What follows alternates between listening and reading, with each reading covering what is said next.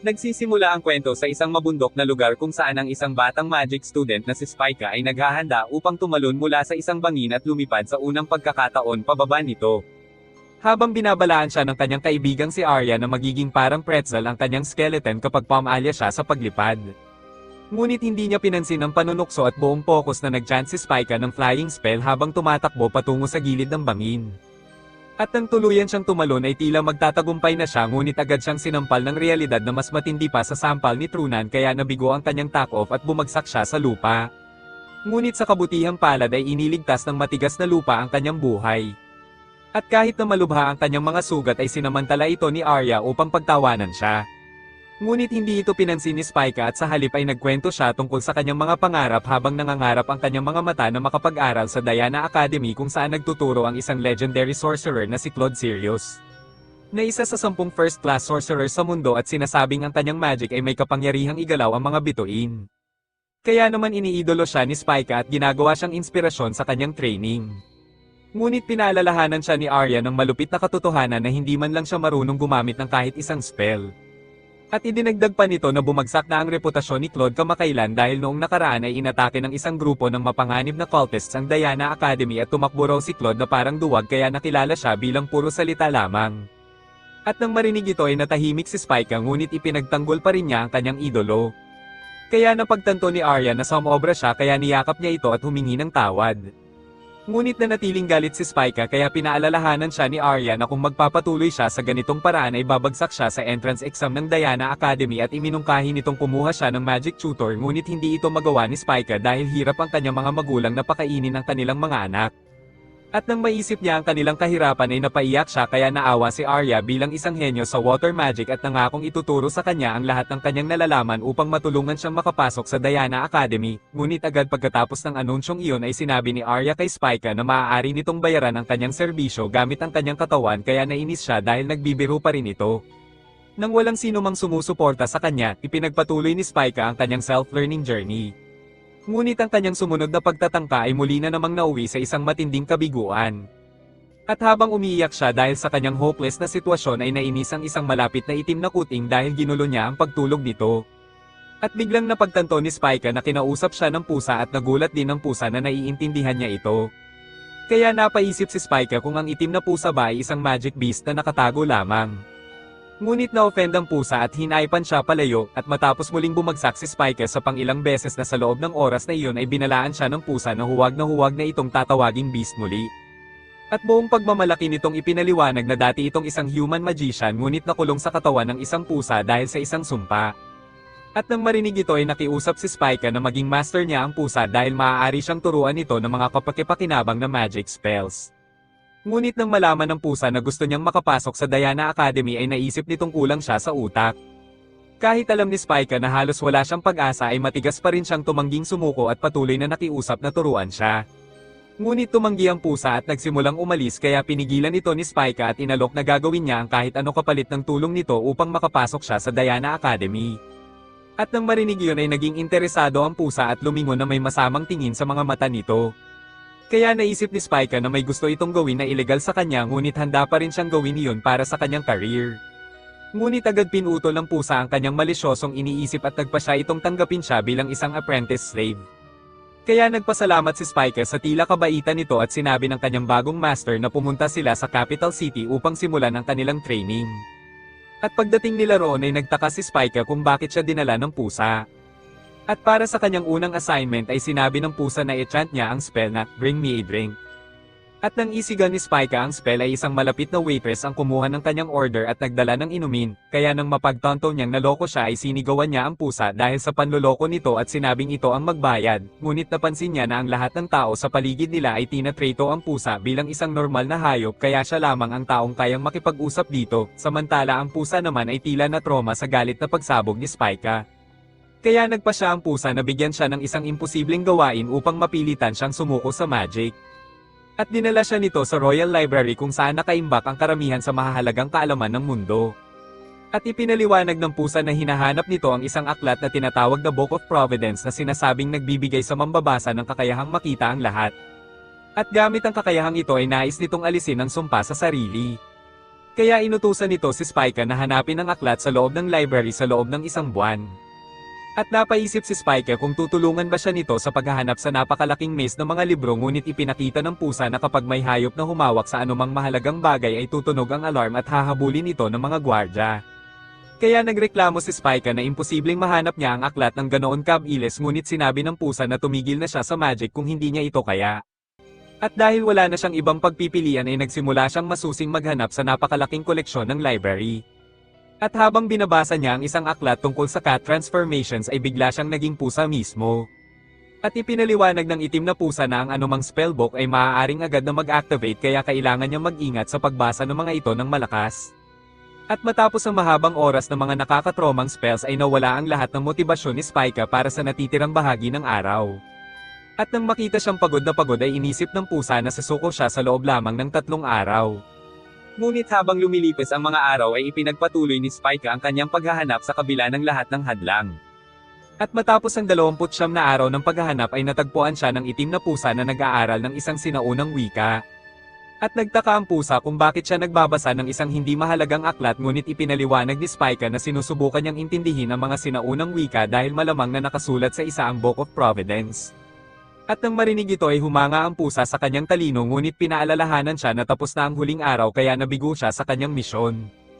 At nang walang pag-aatubili ay nagsimulang umalis ang pusa sa library, ngunit patuloy pa ring nakiusap si Spike na turuan siya, kaya napaisip ang pusa kung bakit siya labis na nahuhumaling sa pagpasok sa Diana Academy, at nahihiyang ipinaliwanag ni Spike na nais niyang makapasok sa Academy upang makita ang kanyang minamahal na Master Claude, at pinaalalahanan siya ng pusa na isa lamang panloloko si Claude, ngunit binaliwala niya ito bilang isang maling chismis. Ipinaliwanag niya na nakita niya ang lakas ni Claude gamit ang sarili niyang mga mata dahil naroon siya noong nangyari ang cult attack. At noong panahong iyon ay tila wala ng pag-asa ang sitwasyon dahil unti-unting winasak ng cult ang karamihan ng lungsod. At ang mga taong nasa paligid ni Spike ay isa-isang namatay dahil sa cult. Kaya sa isang punto ay nawalan siya ng pag-asa at inihanda ang sarili para sa kamatayan. Ngunit biglang lumitaw ang legendary na si Claude at tinalo ang halimaw na malapit nang umatake sa kanya. At matapos niyang talunin ng mabangis na halimaw ay inaliw ni Claude si Spike at pinuri siya sa pagiging matatag sa kabila ng matinding pag-atake. At sa sandaling iyon ay agad siyang na-inlove sa kanya at nagdesisyon na papasok siya sa Diana Academy kahit ano pa ang mangyari. At habang kinikilig kay Claude ay idineklara ni Spike na magiging isang magician siya tulad niya na kayang isugal ang sariling buhay upang protektahan ng ibang tao. At nang marinig ito ay nagulat ang pusa, ngunit agad din niya itong kinutya dahil sa pagnanais niyang protektahan ng mga estranghero kahit wala siyang makukuhang kapalit. Ngunit nanatiling tahimik si Spike at umaasang manatili na lamang ito sa anyong hayop magpakailanman. Samantala habang muling papalabas ang pusa ay napansin ni Spike ang isang nakatagong teksto sa takip ng isang napakalaking libro sa loob ng bulwagan. At dahil dito ay naging interesado ang pusa at sumama sa kanya upang suriin ang takip. At dahil marunong magbasa ng sinaunang wika si Spike ay binasa niya ang nakasulat na teksto na bumuo ng isang lihim na code. At nang bigkasin niya ang nakatagong code ay nabasag ang isang lock sa paligid ng takip at lumitaw ang isang napakalaking aklat sa loob. At nang bumukas ang aklat ay ipinakita nito ang isang madilim na bulwagan at pinuri ng pusa si Spike sa pagkakatuklas ng lihim na daanan. At naisip nitong maaaring doon nakatago ang Book of Providence kaya pumasok ito kasama si Spike. At matapos nilang tawirin ang daanan ay namangha si Spike sa napakalawak na kalangitan sa gabi na makikita sa labas ng labasan. At doon ay sinabi ng pusa na ang aklat ay nagtatago ng isang extra-dimensional space kung saan inilalagay ng mga may-ari ng library ang kanilang pinakalihim na mga libro, at napaisip si Spike kung naroon din ba ang Book of Providence, at biglang may isang boses na umalingaw-ngaw mula sa isang malapit na lapida na nagpakilalang siya ang Book of Providence at tiniyak kay Spike na siya ang tunay na hinahanap nito. Nagtaka si Spike kung paano alam ng aklat ang kanyang pangalan, ngunit pinaalalahanan siya nito na kaya nitong makita ang lahat. At pagkatapos ay tinanong niya ang aklat kung alam nito kung paano alisin ang sumpa ng kanyang kaibigan. At kinumpirma ng Book of Providence na alam nito kung paano alisin ang sumpa at ipinaliwanag na ang kaluluwa ng kuting ay nailipat sa ibang katawan gamit ang Forbidden Magic. Ngunit ibinunyag din nito na maaaring alisin ni Spike ang sumpa sa pamamagitan ng paggamit ng kanyang Rebirth Magic dito. At nang marinig na may ganoon siyang kalakas na kakayahan ay halos makalimutan niya ang sarili niyang pangalan. Kaya napaisip siya kung talagang kaya niyang gamitin ang Rebirth spell. At pinaalalahanan siya ng aklat kung gaano kabilis gumaling ang kanyang mga sugat. Kaya naalala ni Spike ang lahat ng kanyang kabiguan sa paglipad at napagtanto na hindi normal na mabuhay matapos mahulog mula sa 100 meter na taas na may dugo lamang sa ilong. At habang unti-unti niyang natatanggap ito ay tumataas ang kanyang self-esteem kaya sumaya siya at muling nagkaroon ng pag-asa sa kanyang kinabukasan. Samantala ang itim na pusa naman ay nasabik na makabalik sa kanyang anyong tao. At tinanong ni Spike ang aklat kung paano niya mapapagaling ang pusa mula sa sumpa kaya sinabi nito na kailangan niyang ipasok ang kanyang magic sa katawan nito sa pamamagitan ng isang halik. At dahil dito ay namula ang dalaga at tumanggi siyang ibigay ang kanyang unang halik sa isang peking pusa na may kaluluwang tao. Kaya nagalit ang pusa dahil nais lamang nitong makalaya at sinigawan siya na patayin na lamang ang kanyang pag-iisip at tapusin ang gawain. Ngunit pinigilan ng aklat ang kanilang mga imahinasyon sa pamamagitan ng pagsabing hindi sa labi ginagawa ang halik upang masira ang sumpa. At sa halip ay ipinahayag nito na kailangan niyang halikan ng pusa sa lugar na hindi naabot ng araw. Kaya lalo pang natarante si Spike dahil parang pinakamasamang romantic comedy ang paraan ng pag-alis ng sumpa. At sumang-ayon din ang pusa habang nagtataka kung bakit kailangan sa ganoong kakaibang lugar gawin ang halik. At ipinaliwanag ng aklat na sa pamamagitan ng paghalik sa puwitan ng pusa ay mas mabilis kakalat ang magic sa katawan nito, kaya napaisip si Spike kung wala na bang ibang paraan upang alisin ang sumpa, ngunit bago pa niya matanong ang aklat ay napansin niya ang isang gwardya ng library na papalapit sa kanila, ngunit bigla itong bumagsak sa harap nila at bago mawala ng malay dahil sa kanyang mga sugat ay binalaan niya si Spike na ang library ay inaatake ng mga cultists. Sa likod ng gwardya ay lumitaw ang isang mabangis na dalawang ulong ortes at umungal sa loob ng magical space. At sinabi ng itim na pusa na natalo na ng military ang mga cultists matapos ang kanilang kilalang insidente kaya ang pag-ataking ito ay malamang pinamumunuan ng natitirang grupo na nakapagtago. Kaya tumakbo si Spike palayo sa halimaw habang iniisip kung ano ang dapat nilang gawin sa sitwasyong iyon. At sinabi ng pusa na tumakbo lamang sila dahil maaari lamang silang maghintay sa pagdating ng reinforcements mula sa capital. At nang makahanap sila ng pagtataguan ay sinabi ng pusa kay Spike na maging pain habang ito ay tatakas sa library ngunit tumanggi si Spike na muling maloko at pinigilan itong iwan siya. Kaya sinabi ng pusa na kung nais niyang mabuhay ay kailangan niyang alisin ang sumpa nito upang maibalik ang magic powers nito. Ngunit kahit pinahahalagahan ni Spike ang kanyang buhay ay ayaw niyang halikan ang waste disposal center ng isang human cat. Kaya pinaalalahanan siya ng pusa na mamamatay silang pareho kung patuloy siyang magdadalawang isip at iniwan siya habang sinasabing puro salita lamang ang kanyang mga sinabi kanina. At nang marinig ito ay nagbago ang isip ni Spike at sinubukan niyang habulin ng pusa ngunit biglang lumitaw ang ortes sa likod niya at sa isang iglap ay nakita na lamang niya ang pader ng nagliliyab na apoy na papalapit sa kanya. At sa kanyang huling sandali ay pinagsisihan niya ang pagtanggi sa tulong ng pusa ngunit bigla itong lumitaw sa harap niya at hinarang ang pag-atake ng ortes gamit ang kanyang magic power upang iligtas siya. At itinulak siya palayo upang makatakas siya mula sa library ngunit tumanggi si Spike na tumakas at napagtanto na sa kabila ng kanyang mga salita tungkol sa pagprotekta sa iba ay umaasa pa rin siya sa ibang tao upang iligtas ang kanyang buhay. Kaya sa pagkakataong ito ay pinili niyang lumingon at sumugod diretso sa apoy. At doon ay nakita niyang walang malay ang pusa kaya binuhat niya ito upang alisin ang sumpa nito. At matapos ipasok ni Spike ang kanyang rebirth magic sa pusa ay gumaling ito mula sa mga sugat at nagbalik sa anyong tao. At nang makabalik ang tao ay madali nitong pinawi ang apoy ng ortes at pinrotektahan si Spike sa kanyang mga bisig. At sa malapitan ay napagtanto niyang ang pusa pala ay ang kanyang idolo na si Claude. At nang walang oras para mag-usap ay ginamit ni Claude ang kanyang grand magic na Icing Arrow na nagpalamig at nagpatigas sa malaking ortes hanggang maging parang dog-flavored popsicle. At matapos matalo ang halimaw ay tumakas ang natitirang cultists mula sa library. Samantala ay nagulat si Spike na ang pusa pala ay si Claude at napansin niyang masama ang ugali nito kumpara sa taong nakita niya ilang taon na ang nakalipas. Kaya pinaalalahanan siya ni Claude na sandali lamang silang nagkita noon kaya hindi niya nakita ang tunay nitong pagkatao. At napagtanto ni Spike na sa kabila ng masasakit nitong salita ay pinrotektahan pa rin siya nito laban sa ortes tulad ng dati. At nagsimulang umalis si Claude dahil wala na siyang pakinabang kay Spike ngunit nakiusap siya na turuan siya ng magic. At bigla itong nagbalik sa anyong pusa dahil naubos na ang rebirth magic ni Spike. Kaya sa pagkakataong ito ay nagsimulang umalis si Spike upang gantihan ang walang utang na loob na pusa. At nagalit si Claude sa Book of Providence dahil dapat sana ay tuluyan na siyang gumaling ngunit ipinaliwanag ng aklat na dahil mahina pa si Spike ay hindi pa niya kayang permanenteng alisin ang sumpa ni Claude hanggat hindi niya naabot ang antas nito. Kaya upang mabawi ang kanyang kalayaan ay naghanda si Claude na sanayin si Spike upang maging ika-11 first-class magician sa mundo.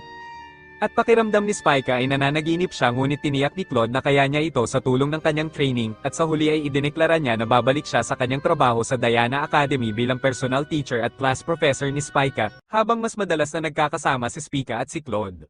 Nagsimula na rin niya itong makita sa kanyang mga panaginip.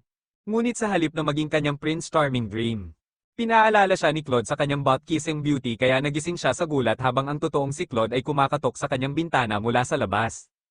At sa takot niya ay napagkamala niya itong si Claude Sirius sa halip na si Sirius. At bago sila lumabas para mag-training nang makabalik sa kanyang ulirat si Spica, tinanong siya ni Claude kung alam ba niya kung paano gumagana ang magic. At iniisip niya na ang magic ay konektado sa pangarap at imahinasyon ng isang tao ngunit agad itong pinabulaanan ni Claude at ipinaliwanag na ang magic ay nakadepende lamang sa natural affinity ng isang tao. Ibig sabihin ng isang taong ipinanganak na walang flying magic ay hinding-hindi makakalipad kahit gaano pa siya magsanay. At tulad ng kanyang flying trials, ibinunyag ni Claude na ang mga taong may Sagittarius at Aries zodiac signs lamang ang kayang gumamit ng flying magic kaya naisip ni Spica kung ano ang kaya niyang gawin gamit ang kanyang Virgo sign. At nalaman niya na ang Virgo ay kadalasang konektado sa fertility kaya maaari siyang matuto ng planting magic. At natuwa si Spica na hindi pala siya walang silbi at naisip kung ang kanyang rebirth magic ay konektado rin sa kanyang Virgo sign ngunit sinabi ni Claude na ang rebirth magic ay attributeless at dapat niya itong itago sa lahat. At matapos siyang bigyan ng babala ay sinabi nitong magsimula na siyang mag-practice ng kanyang planting magic sa isang sapling. At habang itinutok niya ang kanyang wand sa sapling, ipinaliwanag ni Claude na ang wand ay isa lamang release point para sa nakaimbak na magic sa loob ng kanyang katawan. At bago niya ilabas ang kanyang magic gamit ang isang chant ay inutusan siya na isipin ang seedling na lumalaki hanggang maging isang malaking halaman. At ipinaliwanag ni Claude na mas malinaw ang kanyang imahinasyon ay mas magiging epektibo ang kanyang magic kaya narinig ito ni Spica at pumikit siya at nagcast ng seryosong chant na nagdulot upang ang maliit na sapling ay lumaki at maging isang malaking halaman. At sa gulat ay napasigaw si Spica sa tuwa dahil ito ang kanyang unang matagumpay na magic spell ngunit sa kasamaang palad ay walang pakialam si Claude sa maliliit na simula dahil gusto niyang maabot nito ang rurok ng magic kaya nalungkot si Spica sa kanyang pagiging walang puso at nagdesisyon na mula ngayon ay titigil na siya sa pag-idolo kay Claude bilang bayani at ibubuhos na lamang ang kanyang buong buhay sa pag-aaral ng magic. Ngunit biglang pinaalala ni Claude na hindi pa niya pinahinto ang magic at mula sa wala ay lumaki ng sobra ang giant sapling at nasabit si Spica sa isang vine. At sa kasamaang palad ay tuluyan siyang nabigong pigilan ito at nagmukha siyang kanidnap ng sarili niyang halaman. At kahit si Claude ay nagulat dahil hindi pa siya nakakita ng taong ganito kaina sa pagkontrol ng magic. At matapos niya itong tulungan makawala ay nagpanik si Spica at iniisip kung paano papasa ang isang talentless hack tulad niya sa exam ng Diana Academy. At biglang dumating ang kanyang kapatid at sinabi na nasugatan ng kanilang ina habang nagtatrabaho sa kanilang family farm kaya agad na tumakbo si Spica upang tingnan ito at nalaman na nabali ang kanyang paa. At nag-alala ang kanyang ina kung makakapagtrabaho pa siya sa farm habang siya ay sugatan ngunit pinaalala ni Spica na kailangan niyang maglaan ng oras para maghanda sa kanyang exam. At itinuro ni Claude na maaari niyang gamitin ang kanyang magic upang palaguin ang mga halaman ngunit ayaw itong gawin ni Spica at pinaalala niya na wala naman siyang pera para pambayad ng school fees kaya napilitan siyang pumayag at tinapos ni Claude ang kanyang bagong training method at sinabi na ipagpatuloy niya ang pagsasaka hanggang sa dumating ang araw ng kanyang exam. Iniisip ni Spica kung makakatulong ba talaga ang pagsasaka para magkaroon siya ng sapat na kaalaman at kakayahan upang makapasa sa test. Ngunit tinanggap pa rin niya ang mungkahi ni Claude. At nakaramdam siya ng takot na baka muli niyang mapalago ang mga puno nang wala sa kontrol. Ngunit kumpiyansa si Claude na hindi na ito mangyayari muli. At habang kinukast ni Spica ang growth spell, isa sa mga sanga ng puno ang biglang humampes sa kanya ngunit napigilan niya ito gamit ang kanyang kamay. At kahit na nagulat ang kanyang ina ay nagulat din siya na hindi nagbago ang anyo ng sanga. At ipinaliwanag ni Claude na ang limitasyon ng paglaki ng kanyang target ay nakadepende sa kanyang imahinasyon kaya kung hindi niya ito iisipin na sobrang laki ay hindi ito lalago nang wala sa kontrol. At dahil sa paliwanag na ito ay nagkaroon siya ng kumpiyansa na kayanan niyang magtrabaho sa farm nang hindi nalalagay sa panganib ang iba. At mula noon ay nagtrabaho si Spica sa farm sa loob ng 6 na buwan at nag-eksperimento siya sa iba't ibang paraan ng paggamit ng kanyang plant magic tulad ng pagpapaliit ng mga sanga sa halip na mano-manong pagpuputol. At ginamit din niya ang kanyang magic para sa pest control at proteksyon laban sa hangin. At lumipas ang mga araw na puno ng trabaho hanggang sa dumating ang oras para subukan ni Spica ang exam ng Diana Academy. At bago siya umalis ay isinagawa niya ang huling gawain sa farm na ang pag-aani.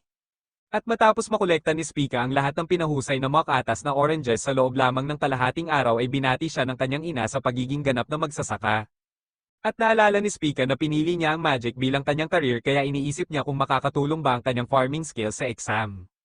At tinanong niya si Claude na nagsabi na ang entrance exam ng Diana Academy ay nagbabago taon-taon kaya mas nakadepende ito sa swerte kaysa sa purong kakayahan. At nang marinig ito ay nahulog ni Spica ang orange na hawak niya habang sinasakop ng kaba ang kanyang isip. At kinabukasan ay pumunta siya sa lungsod para sa kanyang exam kasama si Arya. At tinawanan lamang ni Arya si Spica dahil iniisip nitong makakapasok siya gamit lang ang planting magic. Ngunit kahit kinakabahan ay nagtiwala si Spica sa kanyang pinaghirapan at sinabi kay Arya na papasa siya. At sumakay silang dalawa sa isang carriage papunta sa testing venue ng academy. At habang nasa biyahe ay nakaramdam ng kaba si Spica kaya tinanong ni Arya kung ano ang problema. At sinabi niya na pakiramdam niya ang bawat aplikante sa carriage ay parang isang challenger kaya nadaragdagan ang kanyang anxiety kapag kasama sila. At sinabi naman ni Arya na itinuturing niya ang sarili bilang number 1 kaya hindi siya kinakabahan sa ibang tao. At makalipas ang ilang oras ay dumaan ang kanilang carriage sa isang mountain path at nagtaka si Arya kung bakit sila dumadaan sa ganoong ruta gayong nasa capital city ang Diana Academy. At habang naguguluhan ang mga estudyante ay may isang nakahod na tao na nakatayo malapit sa kanila. At biglang nabasag ang isang batong burol malapit sa carriage at naging isang napakalaking stone golem. At habang nanunood ang mga estudyante sa takot ay hinampas ng golem ang carriage gamit ang napakalaking kamao nito. At matapos masira ang carriage ay lumabas si Claude mula sa bag ni Spica upang imbestigahan ang sitwasyon.